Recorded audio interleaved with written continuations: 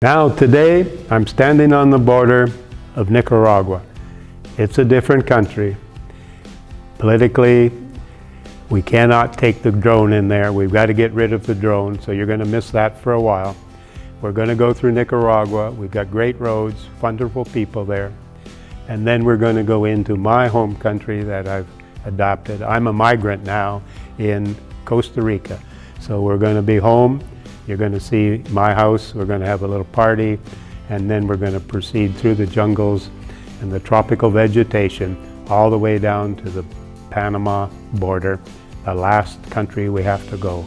But join us. Nicaragua is beautiful. Some more volcanoes. Costa Rica is fantastic. You're going to have a great time going through the jungles and looking at the birds and everything. So let's go.